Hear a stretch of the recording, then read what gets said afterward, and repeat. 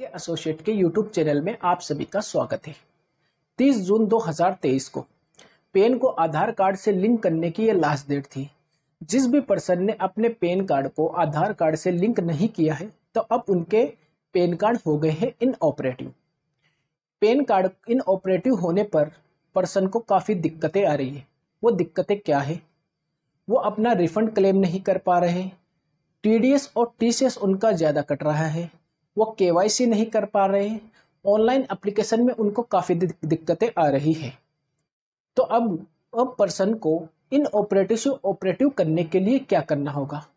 तो 18 जुलाई 2023 को गवर्नमेंट की एक क्लेरिफिकेशन आई है।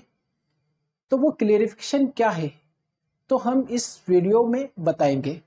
तो एंड तक हमारे साथ बने रहिए, ये वीडियो काफ़ी इम्पोर्टेंट होने वाली है। तो चलिए शुरू करते हैं। रुको ज़रा, अगर आपने अभी तक हमारे चैनल को सब्सक्राइब नहीं किया तो पहले सब्सक्राइब करें। तो चलिए आगे बढ़ते हैं। स्क्रीन पर मैंने ओपन करी है इनकम टैक्स इंडिया की ट्वीट। ये क्लेरिफिकेशन उन पर्सन के लिए आई है जो है नॉन रेजिडेंट ऑफ इंडिया। यहाँ पर हम लिंक आधार पर क्लिक करते हैं तो यहाँ पर कुछ लिखा होता है किन पर्सन को अपना पैन आधार से लिंक नहीं करना। उनमें है एक category NRI not citizen of India. वैसे तो ये पर्सन एग्जेम्प्ट थे लिंक पेन आधार करने के लिए, लेकिन इनके भी पेन हो गए हैं इनऑपरेटिव। इसलिए गवर्नमेंट ने क्लेरिफिकेशन दी और गवर्नमेंट ने बोला कि आपका पेन और रेजिडेंस किस स्टेटस पर देखा जाएगा जो इनकम टैक्स डिपार्टमेंट के पास डेटा अवेलेबल है। अगर वहीं पर आपने अपना रेजिडेंस स्टेटस अपडेट नहीं करा है, आपने आईटीआर भरी हो या नहीं भरी हो, तो रेजिडेंस एड्रेस आपका करेक्ट नहीं हुआ है पेन डेटाबेस पे, इसलिए आपका पेन इनऑपरेटिव हो गए। तो क्या करना है? आपको जाना है इनकम टैक्स पोर्टल पर और यहाँ आपको होम पेज पे आना है। यहाँ पर एक ऑप्शन है नो योर एओ, यहाँ पर आपको क्लिक करना है। यहाँ पर क्लिक करते ही आपको यहाँ पर अपना पेन नंबर एंटर करना है, मोबाइल नंबर एंटर करना है, फिर यहाँ पर कंटिन्यू करना है। कंटिन्यू करते ओटीपी आएगा। ओटीपी आते ही आपको जुडिशनल असिस्टेंट ऑफिसर की डिटेल दिखेगी। ये डिटेल आपको यहाँ से फेच कर लेनी है, उसका स्क्रीनशॉट ले लेना है। मैं यहाँ पर आपको एक जुडिशल असिस्टेंट ऑफिसर की फेस डिटेल निकाल कर दिखा रहा हूँ।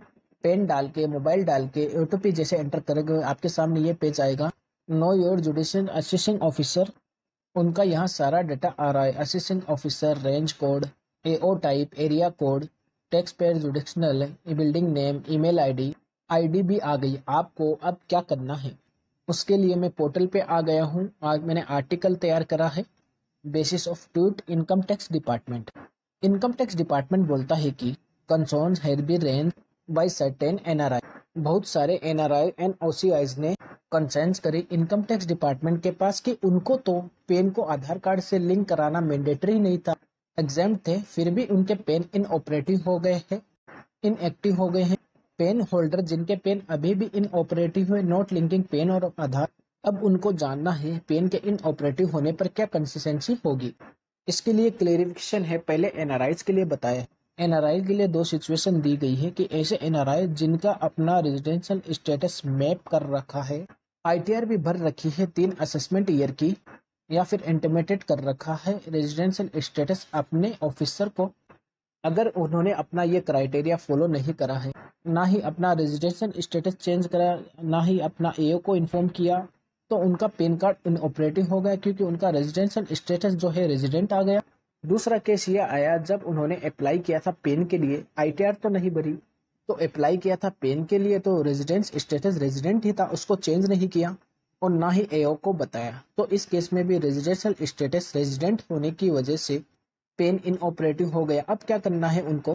असिस्टेंट ऑफिसर की डिटेल फाउंड करनी है। कैसे अपने असिस्टेंट ऑफिसर की डिटेल फाउंड करनी है वो तरीका मैंने आपको पहले बता दी।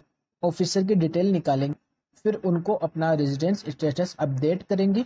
ये ऑफलाइन प्रोसेस रहेगी। बहुत इंपॉर्टेंट क्लेरिफिकेशन दी है कि inoperative PAN is not inactive PAN. Inoperative PAN का मतलब इनएक्टिव पेन नहीं है। कोई भी पर्सन जिसका पेन इनऑपरेटिव हो गया, चाहे वो एनआरआई है या रेजिडेंट है, वो अभी भी अपनी इनकम टैक्स की रिटर्न भर पाएंगे। बहुत ही बड़ा रिलीफ गवर्नमेंट ने दिया है कि इन पेन कार्ड इनऑपरेटिव होने पर भी आप अपनी आईटीआर फाइल कर पाएंगे। जो कंसिक्वेंस है कि आपकी पेंडिंग रिफंड और उस पर इंटरेस्ट नहीं मिलेगा और TDS and TCS higher rate से डिडक्ट होगा। और यहाँ पर जो ट्वीट दिया गया है इसको आप डाउनलोड कर सकते हैं, इसका स्क्रीनशॉट भी ले सकते हैं।